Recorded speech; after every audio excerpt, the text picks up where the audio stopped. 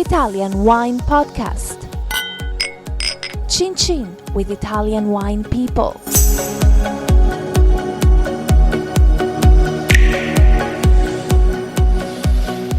Hello, my name is Monty Waldin. I'm with Federica Mascheroni Stianti from Castello di Volpaia in Chianti Classico. Hi. Hi. Thank you for the invitation. That's all right. Thanks for coming. Just tell me a little about the history of your estate. I mean, you are one of Chianti Classico's historic wineries, not just in terms of obviously your history, but also in terms of quality. How did it come into your family? For love, we can say. Everything started with my grandfather in the 1966. It's the first time that they put the step inside the winery, and then took a few time. You know, we are in Italy. It took 2 years to sign all the papers. What was it before that? I mean, it was what was he called, your grandfather? Oh, my grandfather was a printer, actually. Okay. And he was printing books, and so he was going there only for hunting, for having fun, enjoy. So it was like a hunting lodge. What became your house, your winery? Yeah. Yes, it was at the beginning really only fun. I mean, go there, have a glass of wine only with friends, and then when my mother and my father get married, my grandfather gave it as a wedding present to my mother, Volpaia. And so after my father and my mother started to build what is now Volpaia, it was a step by step, and it was a long time ago. And so now I'm very proud of what they created. So when your granddad was hunting, what was he actually hunting in that area? What could you hunt? Was fagiano. So that's pheasant. Pheasant, thanks. Was mainly that one. They had the riserva. A reserve, yeah. Yeah, and so, but then they took off all the license to have a reserve, so it was much more difficult. So it was in the middle, like a transition moment. It was like a house only, and then they start the passion for the wine and everything, wine, oil, and all the things that the agriculture keeps and gives. So what's the name of the village and how old is it? The village name is Volpaia, so it's the winery, and the village is... so it's its own village, basically, your estate? Yeah, we don't own all the village. We own quite a big part of the village. It was a step by step, again, and not everything in the same moment, but one building after the other one. So basically, if you're a postman in the Volpaia, you got a pretty easy job, right? It's what is nice is that the time that takes me to go from my home to the office is more or less 30 seconds, between 30 seconds and 1 minute. So it's everything inside. No problem to escape. No way to escape. Okay, so that period in Tuscany's history, the end of the 60s, that was the end of what was called the sharecropping, yes, or the mezzadria. And so presumably it was pretty run down when your parents got hold of the estate, yeah? Exactly.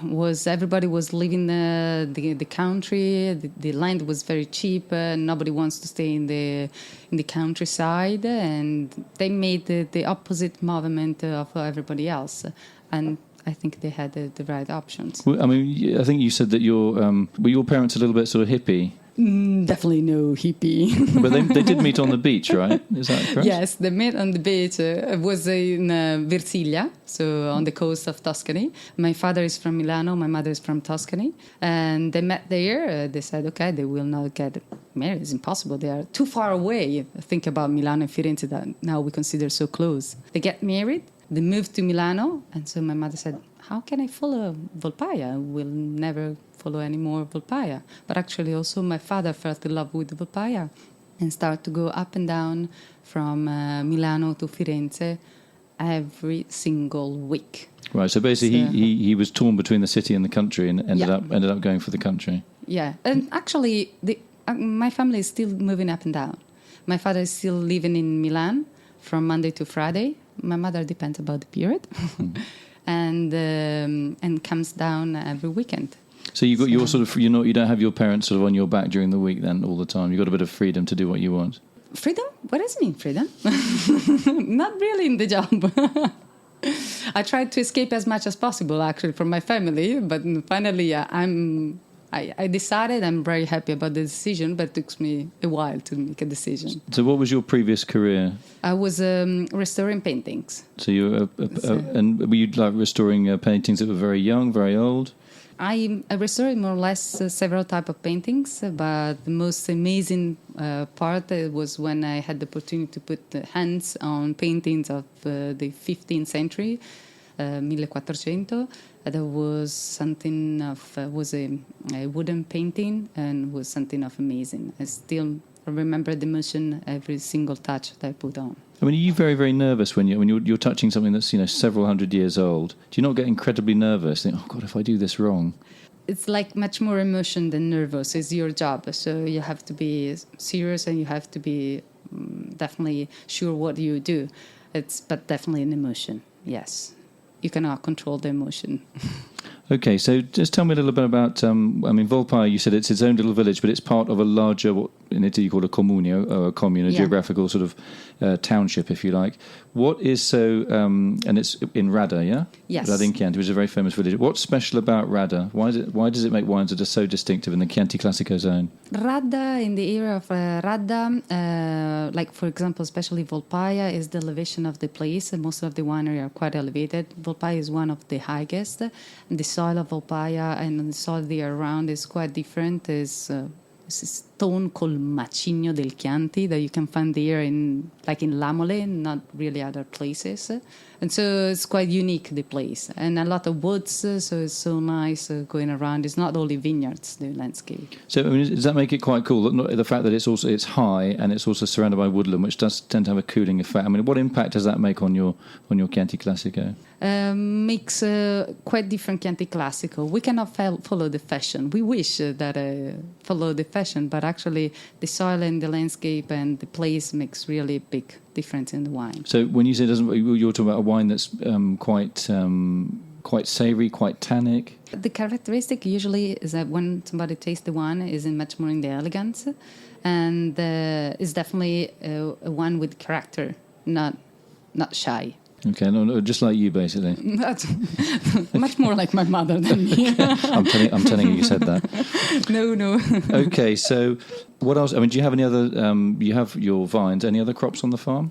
We do also olive oil. Mm-hmm. We do some vinegar, also aromatic vinegar. The vinegar is the only part... When you say aromatic, you mean, why is it aromatic? Is it infused with herbs or something? Or? Yes, it's an infusion with herbs. We do 5 different aromatic vinegars. And so we make like a tea bag with different recipe, with different quantity of herbs. And we put in infusion for 3 months. And so we have 5 different type of vinegar, starting from a white and a red vinegar. So what are the flavors you put in? Just some examples. Like there is one of this is called fresco. Because there is inside some mint. So another one is called orto, vegetable garden, and all the vegetable garden flavors like carrot, fennel, and all this, and go on with different type. What's your favorite? The fresco. Okay, and what do you? When you garnish a dish, what kind of dish does that go with, or what do you eat it with? The fresco. What is nice is because of the mint inside, you can even put on strawberry. So it's not in the sweet like a balsamic one, but it can give them like a nice touch. On the strawberry you can put some lemon and some sugar. It's the same. You put, instead of lemon, the vinegar. Now, obviously there's a sort of move in the Chianti area to be more, or globally, but to be more environmentally friendly because you've got a lot of tourists that come there. What's your position on sort of creating in what are called environmental zones or biodistretti? What would you like to see? How would you like to see them organised? I'm definitely thinking that it's important to protect the environment. So we are organic since the 2001, so it's really important for us. So I think organic should be the winery, the field, but all the environment. So everybody have to do something. School, office, hotels, everybody has to put some effort inside. So it's not just worth having the farmers saying, right, we're organic, and then you have a lot of pollution created, say, by hotels with their towels or wasting water. You really feel it important that everybody buys into it in the community. Yes. How difficult is that to achieve, not just in Italy, but just generally with human beings trying to deal with human beings? You're quite a strong character, so I like that. But how do you think you can sort of get around the sort of problem with people not really always wanting to collaborate?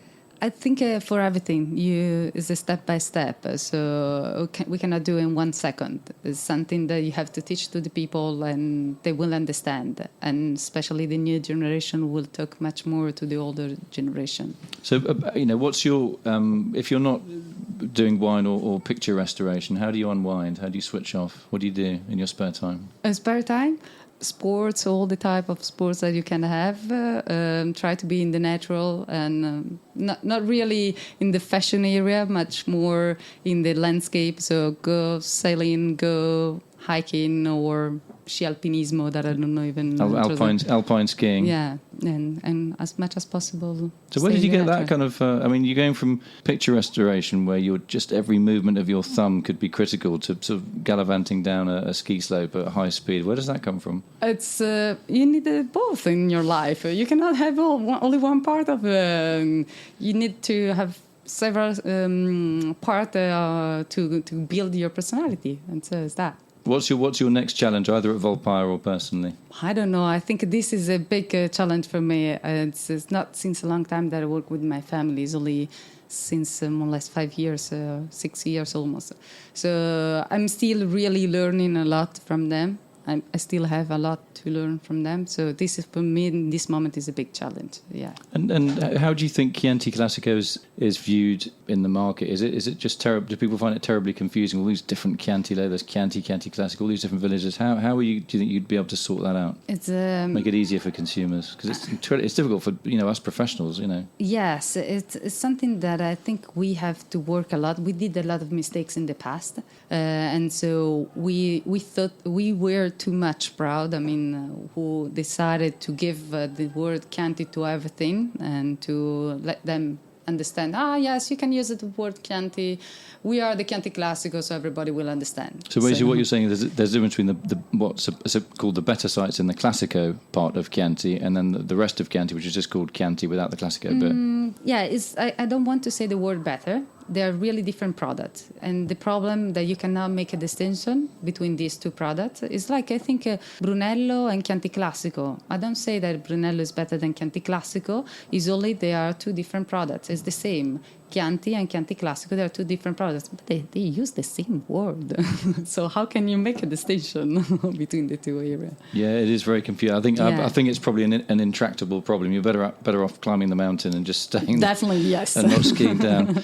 Federica, listen, it's been fascinating talking to you. You are an incredibly dynamic person. You have a multifaceted character, and it's been a real pleasure talking to you. Thanks. Thank you very much for your time. Thanks.